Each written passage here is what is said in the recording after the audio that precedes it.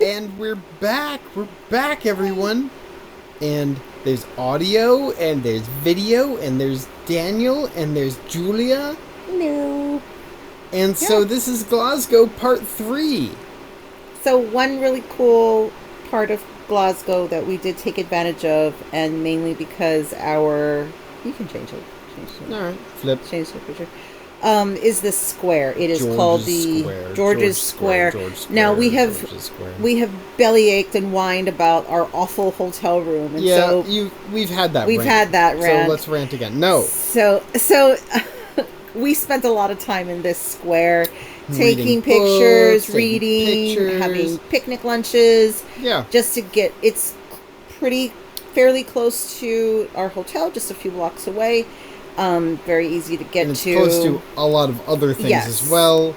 I think the key here is that not far away, I know you can see the buses in the background of this picture, but the actual train station is right around the corner. Yeah. So it is a very junction-y kind of place. All right. So let's talk. This is a famous poet, Thomas Campbell. Quick note. No, our directionality. This is a reference to our first Glasgow video, our preliminary one where we talked about the city. That pink building, people make Glasgow. This is from obviously a different angle. But that was in that video. Go back, watch it again. We need more views on. No, that's not the point. That's not the point. Yeah. So you can see, this is a area that has really great views of a lot of things about the city. So yes. Anyway, go on with the poet. We talk about the poet. I just wanted to mention that he's a poet. Okay. And so we should go read his poetry. I don't know. All right. So anyway, speaking of people you should read their works, this is Sir Walter Scott. Literally on a pedestal. Don't put him on a pedestal. They did. I mean, they did. This angle, he's like the average with the cross. I'm just saying.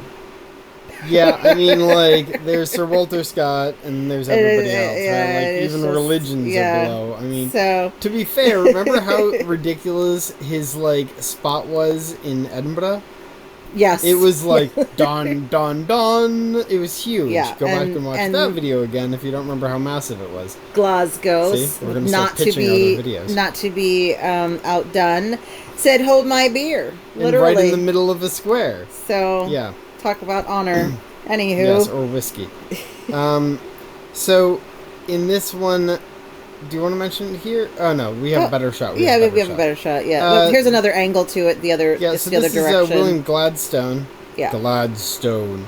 Who is of Scottish descent, and he was Prime Minister 4 times of the UK, so that's pretty good.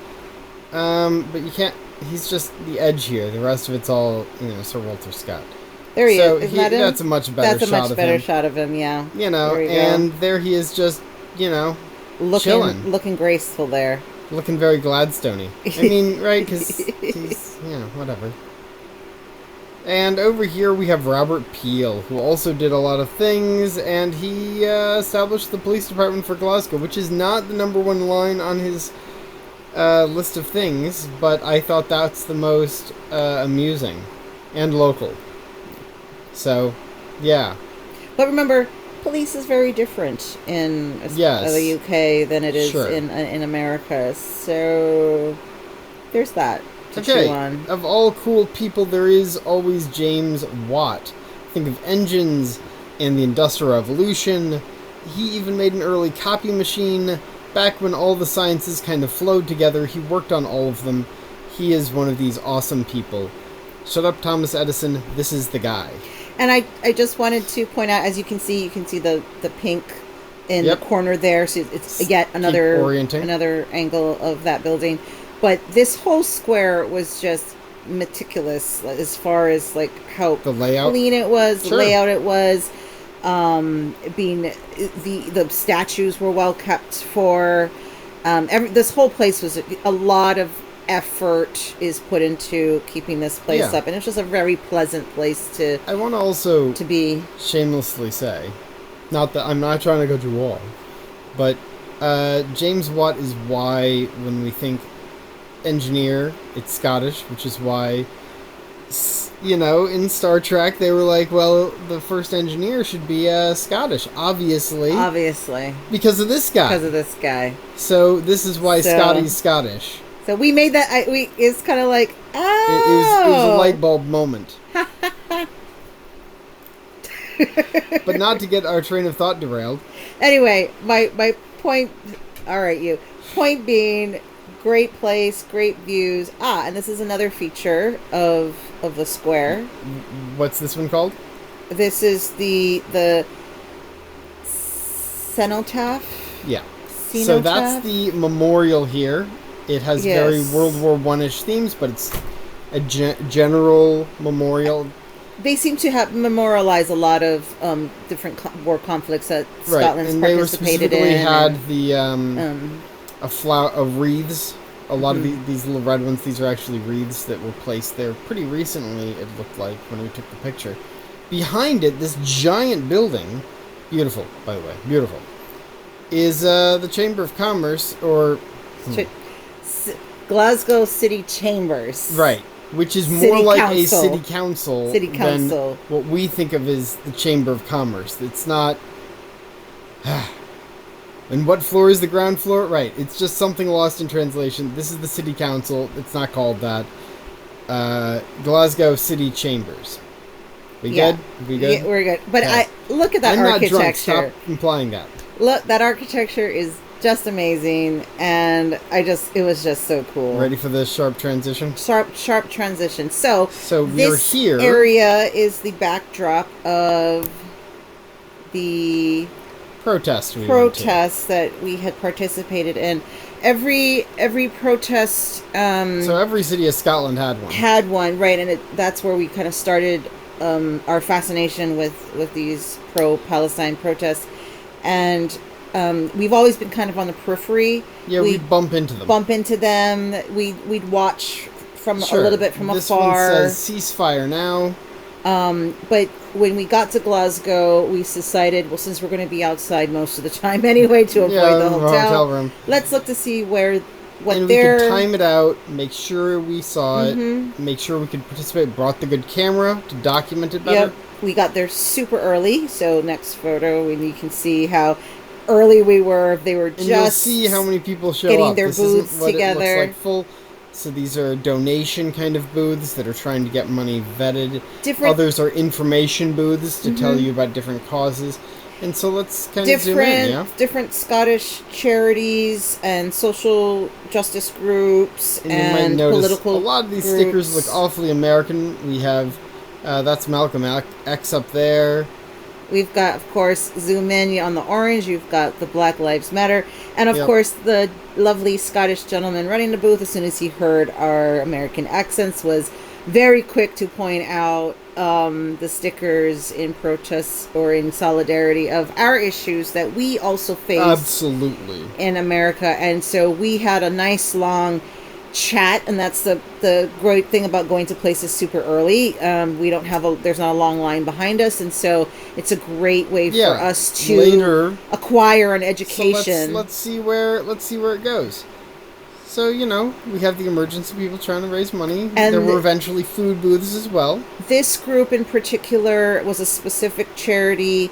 And one of their things that they were very clear to tell us was how much they had vetted the charity that they're sending these things to, that there's no relation to Hamas, because insane that they have to do that. Insane that they have to do that, or feel that they need to justify that. Shall we?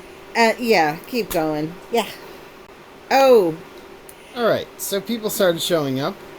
A lot of people started showing up, and we started noticing... Do you want to explain the watermelon? Yeah, we started noticing, and also in a lot of the booths, and a lot of people wearing watermelons on their clothes. T-shirts, earrings. And all kinds of protest banners and this is cardboard. The largest watermelon, so we had to ask. And since this was our chance to finally join one and interact with it, we had asked these lovely people who did allow us to take pictures, and they do know that they're being put on Facebook and everything, not Facebook, but social media, what this meant, and and basically they can't fly.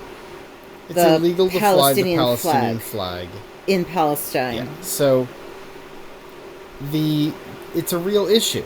They can't fly it there. We can fly it, but they can't. So what they've done is they've created this watermelon as kind of the symbol that's legally allowed. And that's why we do it too, in solidarity in different ways, right? So there was a lot of watermelon motif things around. It's the code that they're allowed to do.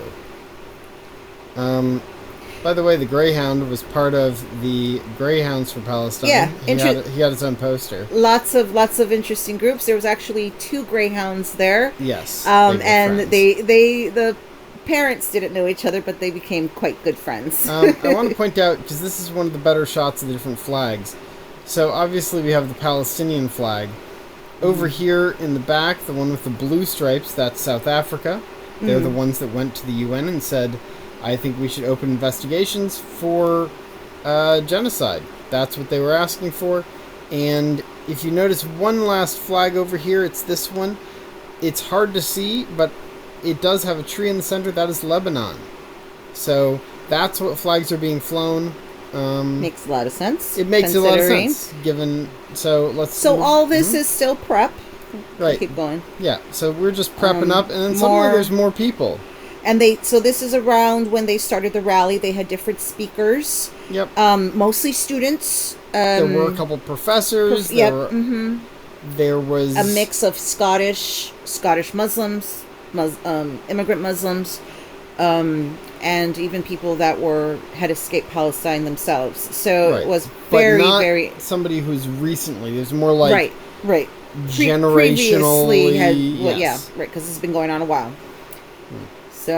So I walked across the street and up the hill to try to get a picture of how the scale of this thing. So you can't see it all. Yeah. I tried my best. I held the camera up to try to get it all. And even to the far right, there are still people. This is not the edge of it. I tried. The bushes were in the way. And you can't see how far down the hill people are still standing. But you can see how massive this is. And this kind of popped up in a matter of minutes. And we can keep it on this for a few seconds. One of the things that I want to emphasize that we hadn't emphasized yet was just how safe this protest was. If you're used to protests in America, protests and riots are just a tiny string away, right? And whether you agree or disagree with the protests, the fact that groups can gather, peacefully protest their views. Sure, it's protected by our Constitution, but this is a great example of how protests can be peaceful. People bringing their dogs, elderly people coming. There were people that had disabilities. Were there. No issues of any kind. There was a lot of police there, and the police were also. You have to be, stoic and on either side, but you could see that even the police officers were they were rocking out to some of our tunes earlier, and kind of liking the music they were playing, and we were playing protest music. We were escorted down the streets. There weren't people. No, wait, you're getting ahead. Oh, I'm getting ahead. Go on. Let's move on. So this is when we started moving to the start line. Yeah. And so that's why the biggest flags are starting to move forward. And we were like, we'll take pictures. Look, another dog. That's not even a greyhound. We took quite a few pictures, and everything was very orderly as well. Yeah. Like lining up, getting ready to go kind of thing. We didn't light anything on fire either. And so in America, I just assumed we'd be pulling on our bulletproof vests. It's like, this is a peaceful protest. Why are we doing this? Anyway, enough making fun of America. So, in both pictures, there's quite a bit of happening. In the picture on the left, there is a group of people that I only got their bums, their behinds, but you can see that there is a group forward. And they are the Jews for Palestine. So that was just a big banner that they had. They kind It's of hard walked to see past, everything. and I was like, "No, I want to take their picture," but it was like, okay, never. But that is a group that was there, and so it kind of tells you how there's a lot of people here. Much we need the to community was. talk about how large the scale of this event is. And these two gentlemen here, also, I had permission to take their picture. This one gentleman, you can kind of see he's smiling a little bit when I had my camera. He is holding up a picture of a drawing that his niece had done. He hasn't heard from her. She lives in Palestine. He hasn't heard from her. So we at don't this know. point in We're not months. going to assume, and we certainly aren't in contact with them anymore because we've moved on. He's carried this item for her. Yes. In honor of her at every protest he's been to. So this gives you an idea of the... How personal this is. Mm-hmm. Okay. This is kind of towards the end. We're back at the square. Yeah, it's a big kind loop. of dying down. So, but yes, we were escorted by the police. They were all very friendly, kind of telling us which way to go. And they would stop traffic at every block, so we didn't have to jump on cars like you would in America. And there was an EMS quote unquote car, truck, bus, whatever, like van every like half block. Right, like, so it would go ahead, it would stop the traffic, and then we would surge forward. Yep. So, with our justified rage, but not violent. And again, this is the last of it, kind of culminating back where we started. Back to where we started from. There was a little bit more rally before it had broken apart. Slide. So there was a lot of emotions going on. Sure, it's an important cause. It was my first time. I've been to rallies before, not in our name and all that, but I had never been to an actual march, so this was a very new experience for me. I had decided that I felt safe enough to participate in a march. Just seeing it, how well organized it was and how kind everybody was. Even the spectators who weren't a part of it, how respectful they were. And I think from my perspective, I had done a big one in 2005 in London. It was a massive thing. And I think the biggest thing for me is that the anger wasn't there as much. Everyone was mad and it was important to be there, but it had almost a carnival vibe. And this had the urgency that one did not. There was definitely a lot of devastation mixed with the anger. Yes. Everybody has a story, and everybody deserves to have their story told. And let's end that there, and let's talk about Scotland in general. So, 4 cities, 4 fantastic cities. Highly recommend, if you can get your butt over to Scotland, to check it out. The weather can be rough, but that's not a reason to say no. We saw Macbeth. Please don't watch this video inside a theater. We had Robert Burns night, and we hung out in Inverness. I tried haggis for the first time, and it was delicious. And amazing museums throughout Scotland. And, we had an incredible time. This is not the end of all of our videos. Ha ha ha ha ha. So much to come. So much to come. But this is going to be the end of Scotland and Glasgow. And you know what? Is this a good place to end it? This is great. I just want to make a quick note that while Scotland is a part of the UK as a whole, I honestly felt like it was its own country. Oh, absolutely. Like it was just but I mean, from Hawaii, yes, I view Hawaii as our own country separate. In a lot of ways. So, yeah, it's kind of that same kind of feeling. Does, even with all of our knowledge from the rest of the trip. Yeah. So, anyway, till next time. Till next time.